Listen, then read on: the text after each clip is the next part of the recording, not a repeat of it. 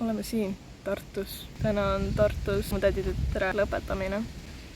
Ja kuna teda ei huvita, kas ma olen seal või mitte, siis ma ei ole seal, vaid ma olen mäe otsas. Siit me alustame kohe minu uue playlistiga, milleks on välivõimlate, välijõusaalide, välijõukside hindamine. Jõudsin selleni siin täiesti juhuslikult. Väga hästi näha ei ole, aga ta on seal.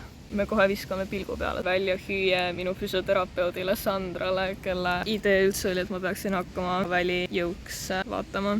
Ja minu emale, kes ütles, et vist oli tema. Ma ei usu, et see oli mina. Üks meist ütles, et ma peaksin tegema sellest uue teema oma channelil. Tead, kui piinlik on väljas olla ja filmida ennast. I have no idea, kas siit saaks nagu otse ka alla minna, aga mu füsioterapeut ütles, et ma peaksin kardiot tegema, nii et ma teen tibatillukese ringi.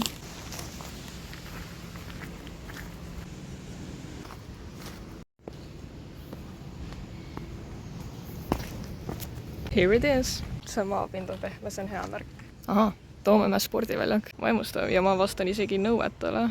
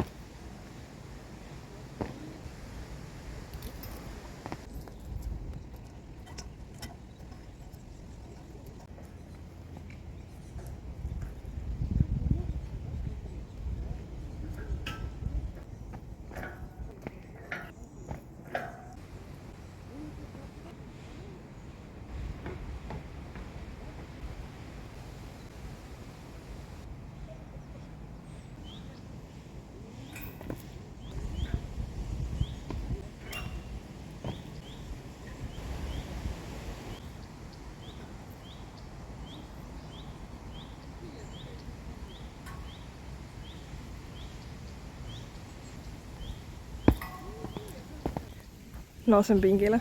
Mu kaelaga on täiega sassis, mis iganes. Aeg kokkuvõtteks. Käisin siis täna Toomemäe spordiväljakul. See oli päris mõnus.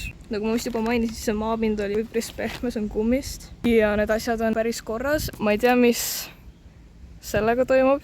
See näeb välja, nagu seal võiks olla midagi, aga seal ei ole.